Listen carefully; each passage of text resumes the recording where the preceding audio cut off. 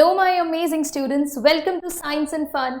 I am Deepika, your English educator, and I hope that you all are doing fine. I am sure आपके दिमाग में अभी ये चल रहा होगा कि मैम ढंग से समर वेकेशन पढ़ने तो देते, उसके बाद कुछ पढ़ाई से रिलेटेड बातें हम करते। लेकिन देखो, मैं तुम्हारे समर वेकेशन को बिल्कुल भी स्पॉइल करने नहीं आई हूँ। इट्स जस्ट दैट कि यहाँ आज की वीडियो में मैं बात करूँगी कुछ ऐसी स्ट्रैटेजीज़, कुछ ऐसे टेक्निक्स की जिससे आप अपना बेस्ट यूटिलाइज़ कर सकते हो वेकेशंस का। और यू नो कि समर वेकेशंस ओवर होते ही जो आपके ऊपर टर्म 1 के एग्ज़ाम्स की, बीट पीरियोडिक्स, इनकी बरसात होने वाली है, उसके प्रेशर को आप अवॉइड कर सकते हो और बहुत अच्छे से आप समर वेकेशंस में ही अपने मेजॉरिटी पोर्शन सिलेबस का कवर कर सकते हो। तो वीडियो को आपको एंड तक देखना है और कमेंट्स में एक बार ज़रूर बताना कि कैसे आप अपने समर वेकेशंस को यूटिलाइज करने वाले हो। क्या इस वीडियो से आपको कोई हेल्प मिली? चलो जल्दी से ना हम सबसे पहले अपने प्रॉपर स्ट्रैटेजी को ध्यान में रखते हुए अपने स्टडी स्केड्यूल पर बात कर लेते हैं। और ये वीडियो सभी के लिए है, for class 9th 10th 11th 12th सभी को हेल्प होगी, हर एक सब्जेक्ट के लिए। अब हमारा सबसे पहला काम क्या होता है कि हम लोग अपने स्टडी स्केड्यूल को प्लान करें। अभी तक के लिए हमारे दिमाग में चल रहा होता है कि यार चलो सेशन स्टार्ट ही तो हुआ है, क्यों ही हमें इतनी मेहनत करनी है, छुट्टियों के बाद देखेंगे। और वो करते करते फाइनली देखो समर वेकेशंस आ चुकी हैं और जैसे ही आपके वेकेशंस ओवर होंगे आपके पास प्रॉपर लाइंड अप रहेंगे आपके पीरियोडिक्स, आपके टर्म 1 के एग्जाम्स। और बोर्ड स्टूडेंट्स के लिए तो ऑलमोस्ट देखो ऐसा स्कूल में सिलेबस भागेगा कि आपको रियलाइज ही नहीं होगा कि कब आपका पूरा का पूरा सिलेबस कवर हो चुका है। कवर एज एन स्कूल के एंड से हो जाएगा, आप खुद शायद कर भी पाओगे या नहीं। तो उसके लिए बेस्ट पॉसिबल तरीका यही है कि आप अपने समर वेकेशन को अच्छे से यूटिलाइज करो। तो सबसे पहला काम आपको क्या करना है, अपने सब्जेक्ट्स एंड टॉपिक्स को एक जगह पर लिस्ट डाउन करना है। यानी कि आपके जो भी टॉपिक्स हैं, जो भी नॉट टॉपिक स्पेसिफिकली, बेसिकली आप पहले अपने सब्जेक्ट्स को जॉट डाउन करो। आपके पास जो भी आपके मेन सब्जेक्ट्स आ जाते हैं, साइंस, क्लास 10th के बच्चों की अगर मैं बात करूँ, 9th के बच्चों की अगर मैं बात करूँ, तो science, math, social science, English, Hindi, आप अपने जो भी सब्जेक्ट्स हैं एक जगह पर आप लिस्ट डाउन करेंगे।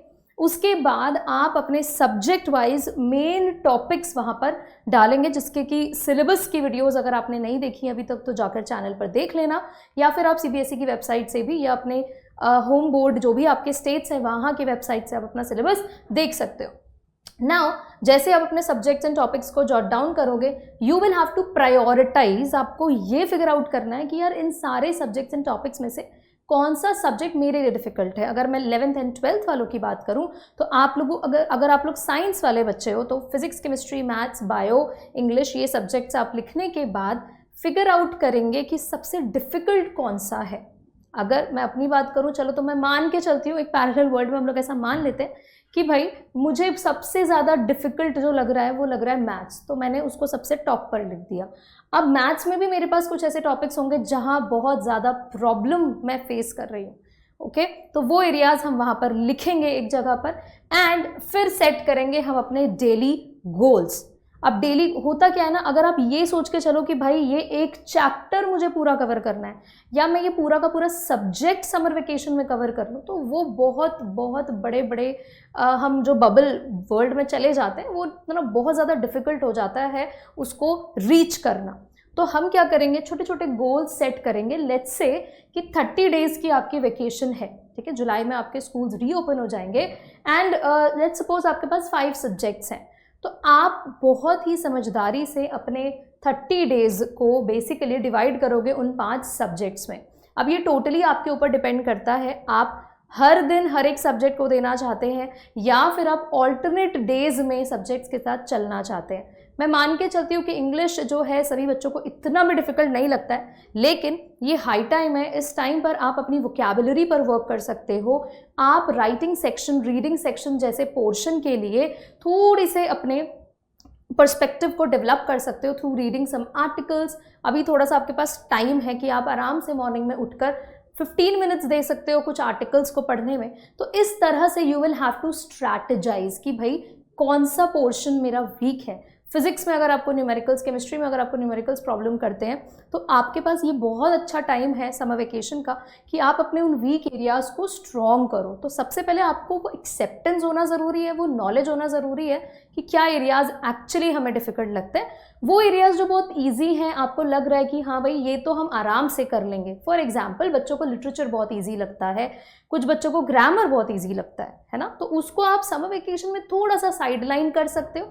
या मैं कह लूँ जो बच्चे साइंस वाले उनको बायो ईजी लग रहा है, या कह लेती हूँ कॉमर्स वाले जो हैं उनको बिजनेस स्टडीज़ थोड़ा सा ईजी लग रहा है, तो समर वेकेशन में आप इनको, ऐसा नहीं है कि बिल्कुल पढ़ना नहीं है, आप 5 डेज में एक बार रिविजन के तौर पर इसे उठा सकते हो, राइट। देन टाइम स्लॉट्स आपको देने होंगे। आप एक फिक्स्ड अपना टाइम स्लॉट बनाओ कि ये पर्टिकुलर टाइम जो है मैंने इस सब्जेक्ट को देना है। कुछ बच्चे ऐसे होते हैं जो अर्ली बर्ड्स होते हैं, सुबह जल्दी उठकर पढ़ना पसंद करते हैं, तो आप मॉर्निंग में एक्टिव फील करते हो, तो डेफिनेटली वहाँ पर आप वो वाले सब्जेक्ट्स उठाओ जिनमें आपको डिफ़िकल्टी होती है, बी इट अंडरस्टैंडिंग लेवल या आपको जब सॉल्व करने में कोई प्रॉब्लम आती है।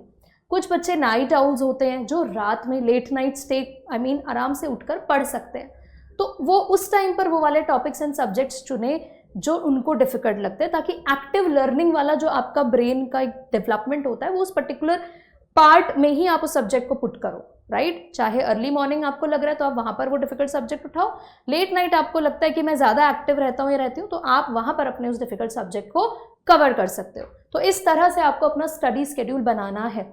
मैं चाहूँ तो यहाँ पर आपको एक फिक्स्ड स्टडी स्केड्यूल दे सकती हूँ, लेकिन प्रॉब्लम ये कि हर बच्चे की कैपेसिटी और पोटेंशियल अलग होता है, तो हम बिल्कुल इसको ओपन एंडेड रखेंगे। आप उस हिसाब से प्लान करो और आज का दिन ले लो, आराम से अपना स्ट्रैटेजी तैयार करो कि कैसे हमें डिवाइड करना है सब्जेक्ट्स को, और आप लग जाओ 1 जून से अपने सिलेबस को कंप्लीट करने में। इसके बाद और ज़रूरी काम हमारे पास क्या होता है, देखो एक सही स्टडी टेक्निक बहुत हेल्पफुल होती है। ऑलरेडी मैंने अपनी पास्ट की वीडियोस में बहुत सारे स्टडी टेक्निक्स आपसे डिस्कस करे हुए हैं, आप चैनल पर विजिट करेंगे आपको वो वीडियोस मिलेंगी। उसमें मेरा सबसे ज़्यादा फेवरेट जो टेक्निक है वो है पोमोडोरो टेक्निक, जिसके बारे में मैं बहुत डेप्थ में बात कर चुकी हूँ ऑलरेडी। फिर से मैं आपको बता देती हूँ। देखो पोमोडोरो टेक्निक, अब क्योंकि आप लोग समर वेकेशन वाले मूड में होते हो, चिल जोन में होते हो, you don't want to study that hard, तो आप क्या कर सकते हो, आप 20 मिनट्स एक टॉपिक को करो, 5 मिनट्स का ब्रेक ले लो, ठीक है। 5 मिनट्स 10 मिनट्स आपने ब्रेक ले लिया, उसके बाद 30 मिनट्स आपने पढ़ा, फिर आपने 5 मिनट्स ब्रेक ले लिया। So this is Pomodoro technique. थोड़ा सा क्या होता है, आप कंफर्टेबल होकर अपनी पढ़ाई करते हो, अपनी माइंड के हिसाब से, अपनी बॉडी के हिसाब से, तो आपको अच्छे से चीज़ें समझ में आती हैं। You also get time to revision and reflect over whatever you have read so far. इसके बाद एक्टिव लर्निंग हमें करनी है। देखो कोई फ़ायदा नहीं है अगर आप सिर्फ और सिर्फ लेक्चर सुन रहे हो या आप किसी भी तरह से सिर्फ पैसिव लर्निंग कर रहे हो। आपको एक्टिव लर्निंग में अपनी लर्निंग कन्वर्ट करनी है। मतलब क्या है इसका, start working, start being active. आप नोट्स बनाने शुरू करो, आप माइंड मैप्स बनाने शुरू करो, आप फ्लो चार्ट्स बनाने शुरू करो। अगर आपके पास ऑलरेडी ये रिसोर्सेज हैं तो सिर्फ उनको कलेक्ट कर लेने से कुछ नहीं होगा, आपको एटलीस्ट कुछ नहीं कर सकते हो तो जो रिसोर्सेज हैं आप उनको कॉपी ही करना शुरू कर दो, क्योंकि आप लिखोगे नहीं जब तक कोई फ़ायदा नहीं है। कोई भी आप मैजिक ट्रिक लगा लो, आपकी एक्टिव लर्निंग नहीं हो सकती है, रिजल्ट आपका उतना एक्टिव नहीं रहेगा। उसके बाद टेक्नोलॉजी का आपको यूज़ करना है, बेस्ट पॉसिबल यूज़, जिससे कि आप अपने रिसोर्सेज को कलेक्ट कर सकते हो। देखो ये वेकेशन का ही टाइम है जब आपके पास सारी बुक्स जो भी अब तक आपके पास नहीं है, नोट्स, आप सब कुछ एक जगह पर कलेक्ट कर सकते हो। बिकॉज एग्जाम टाइम में अगर आप ये काम करोगे तो डेफिनेटली वो वेस्टेज ऑफ टाइम होगा, वहाँ पर आपको रिवाइज करने का टाइम कम मिलेगा। और रिसोर्सेज की कमी भाई आपके पास कैसे हो सकती है, अगर हम हैं साइंस एंड फन आपके पास है तो देखो अभी फटाफट से आपको पता है कि हमारे पास एप्लीकेशन पर ऑलरेडी कोर्सेज स्टार्ट हो चुके हैं, अभी भी देर नहीं हुई है, ठीक है। आपके पास अभी भी टाइम है। आप अगर क्लास 9th में हैं, you can purchase Newton's batch. Single batch अगर आप ले रहे हो 1499, महापैक अगर आप ले रहे हो तो 1999 में आपको वो कोर्स मिल जाएगा for class 10th 11th and 12th। तो मेक श्योर कि आप डिले ना करो। रिसोर्सेज जो है आपके पास खुद चल के आ रहा है भाई, तो क्यों आपको ये अपॉर्चुनिटी ग्रैब नहीं करनी है, राइट। बेस्ट पॉसिबल यूज़ आप करो अपना पूरा समर वेकेशन में, मेक जुडिशियस यूज़ कि आप अपने रिसोर्सेज अभी कलेक्ट कर लो।